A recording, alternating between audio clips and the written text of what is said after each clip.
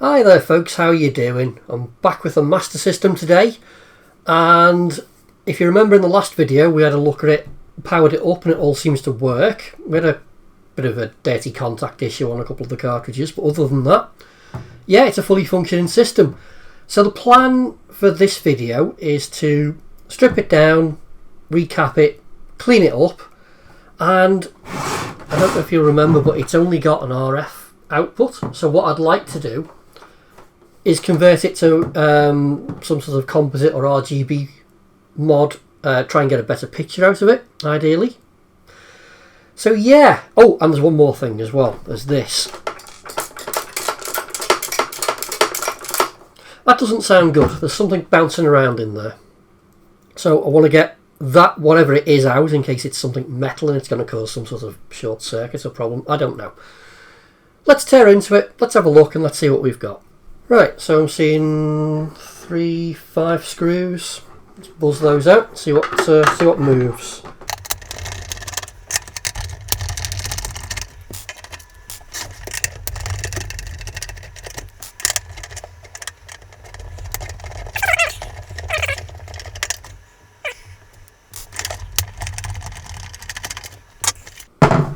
Okay, can I just lift this off?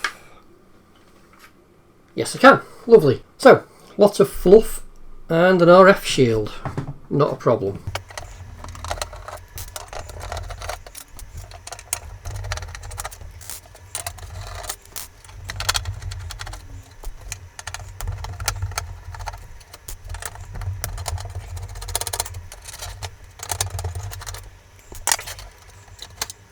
Can't see what was rattling. Let's see if we can lift this out. Not going to come? What's holding that in? Something. Ah, yes. Ah, there we go.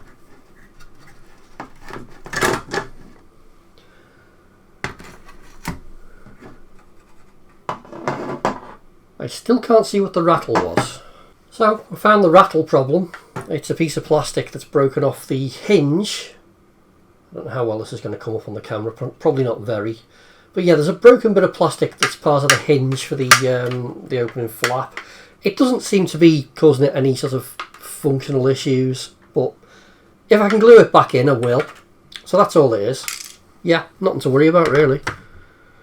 Okay, so what I'm going to do now, I'm going to zip through, make a note of all the capacitor values, get those ordered, read up on any modifications for the RGB, get those parts ordered, and then I'll bring you back in what will be a couple of seconds for you, but a few days for me, once the parts have arrived, and we'll get cracking on the next stage. Cool. Right, it's another day and parts have turned up, so I'll get cracking on this. So I think the first thing I want to do before I do anything is clean up the case. Because, oh, there's a screw there. Oh, it's disgusting. So yeah, let's get everything in the wash and then we'll worry about the electronic side of things. Right, so, oh, there's a broken bit of plastic, let's keep that safe. I want to get this lid off, I want to get these buttons out. So, can I just pop the button out? Yep, that was easy.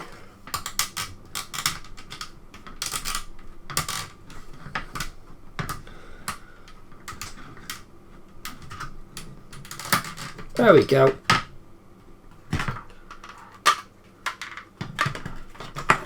Ugh. Okay, that's out. And yeah, that's where it's broken. Should be able to bob that back on with a bit of glue. Potentially. I'll try it. I mean, it seems to work fine without that broken bit, but I'll see if I can glue it back on anyway. Cool. Right, all those parts can go for a bath. And while the case is in soak, let's do a little bit of work on the board itself. So I'm going to recap it, because I like to do that, and then we'll look at this RGB mod. Let's get into it.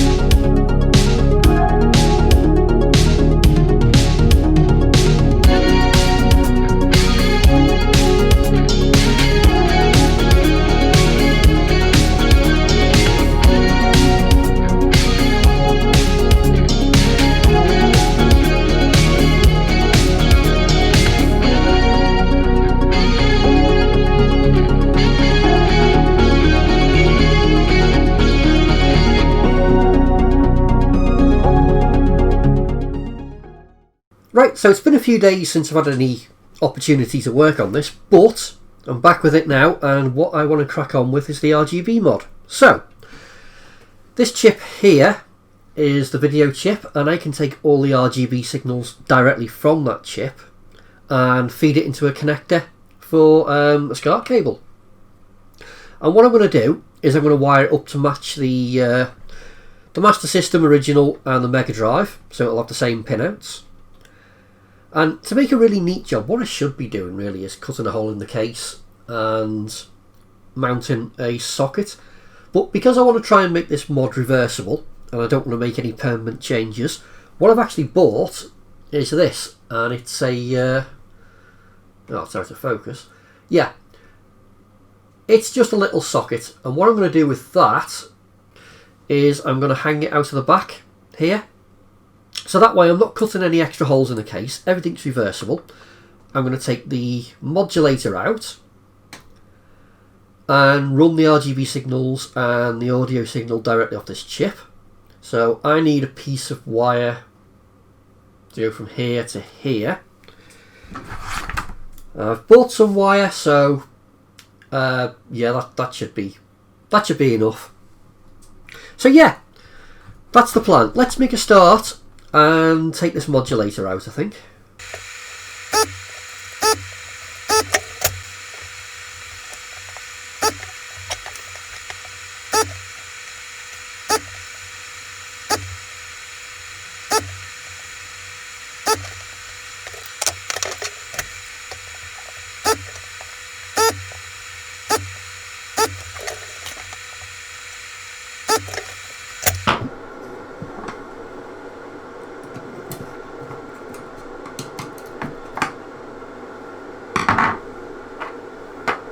So here's how I want to make my connections. So on the DIN socket I'm going to have 8 connections, and I'm going to wire it to match the Mega Drive Master System layout.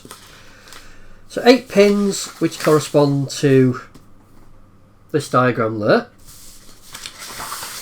And this is the pin out for the chip that's in the system. So I can take RGB, composite video, what else do I need? Audio out, composite sync out, directly from the chip, and that will match everything apart from ground and 5 volts. For 5 volts I can take that from the modulator feed, which is pin number 1 for the modulator, which is right there. And ground, well, I can take a ground from anywhere really. I'll probably take it through from the modulator as well. To make it easier for myself, soldering onto this chip here, I think what I'm going to do is I'm going to solder in from underneath. So it'll be easier to make a connection and then feed the wire up, round and out. So yeah, so that's the plan. So I'll probably do this off camera because it's going to be a bit fiddly, but I'll bring you back when I've made some progress.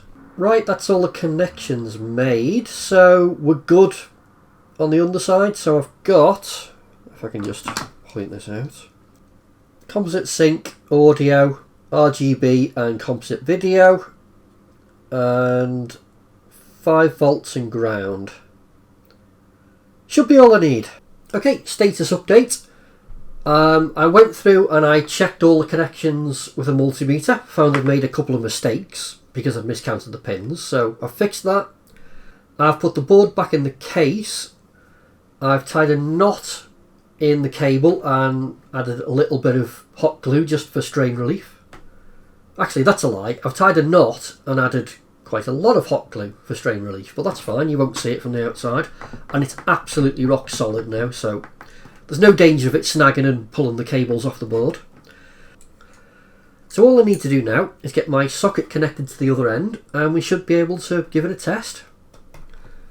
Again, I think I'll do that off camera because soldering DIN plugs and DIN sockets, I'm not at my best. And you don't need to hear the language.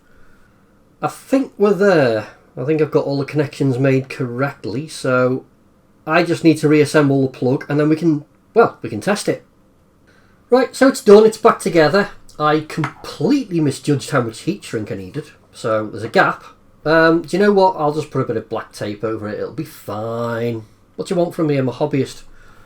So yeah, the only thing left to do now is to give it a try, I suppose. Okay, let's hook it up to my Mega Drive cable that I made, because I've wired this to match, and hopefully that'll work. But we'll see. We'll see what happens.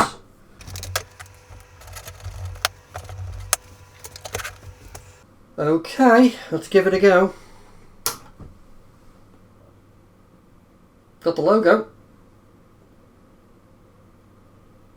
Yep, that's working. Excellent. Sounds a bit low. There's a little bit of a buzz on the audio as well.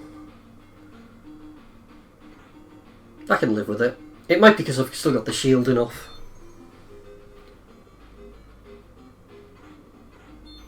But yeah, excellent, that works.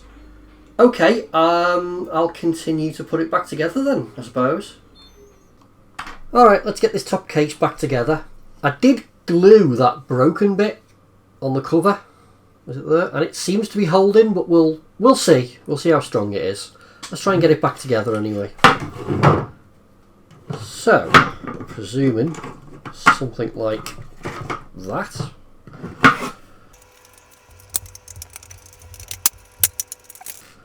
Oh well, that lasted long, didn't it? So that's not worked. Never mind. I mean, the cover still seems to work, so I'm not going to worry about it too much. What else have we got? Pause button.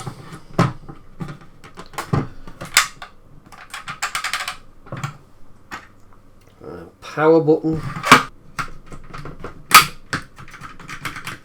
Yeah, there we go. Right, I can go back on the main case then.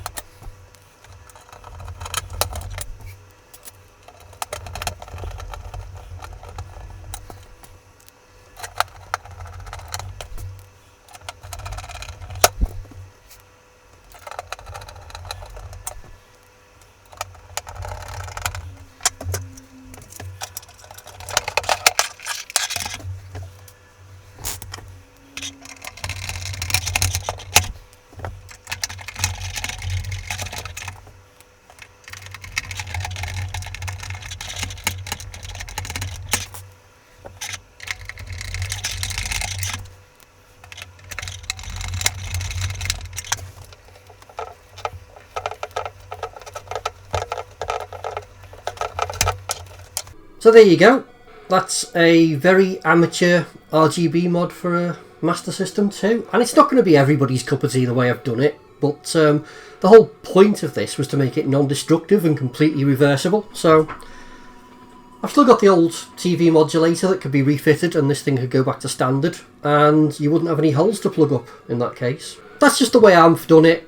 I'm not saying it's right or wrong to start cutting holes in these things. I actually don't see a problem with it myself. I've just decided to do it as non-destructively as I could.